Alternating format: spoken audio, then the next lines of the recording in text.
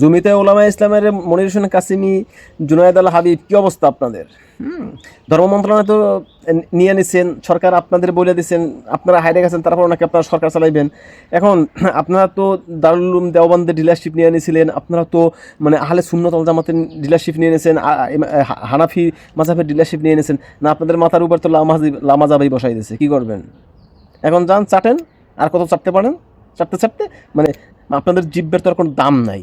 মানে এই যে আলেমগুলা, মানে এরা আওয়ামী লীগ নাই, বিএনপি নাই, মানে আপনি নাস্তিক নাস্তিক যা বলেন সবাই ছাড়তে পারবে, কিন্তু এদেরকে এই বাংলাদেশের গতানুগতিক রাজনৈতিকগুলো জানে যে এদের দিয়ে কী পারা যায়। এদের দিয়ে আপনার বাংলাদেশের প্রত্যেকটা আকিদার বিরুদ্ধে কথা বলানো যায়, প্রত্যেক আলেমের বিরুদ্ধে কথা বলানো যায়, প্রত্যেক মানে প্রত্যেক মাযহাবের বিরুদ্ধে কথা বলানো যায়। আর এই স্টুপিডগুলো এই কাজগুলো করে, নিজেদের ভিতরে দ্বন্দ্ব জড়ায়, আর ওদিক দিয়ে বাস খায়। আলেমদের বিরুদ্ধে ফতোয়া কোনো জালেমরা দেয় না, আলেমদের বিরুদ্ধে, বাংলাদেশের আলেমদের বিরুদ্ধে ফতোয়া কোনো নাস্তিকরা দেয় না। এই জুনায়েদ আল হাবিব, এই মনির কাসেমির মতো মানে তেল বা মানে মূলখোর আলেমরা দেয়। অতএব ভালো লাগছে না, খুব খুব মজা লাগছে না? মাথার উপরে লামাজাবি বসে আছে, হ্যাঁ, আবার লামাজাবিরে কেমনে জায়েজ করা যায় এর ফতোয়া আবিষ্কার করেন।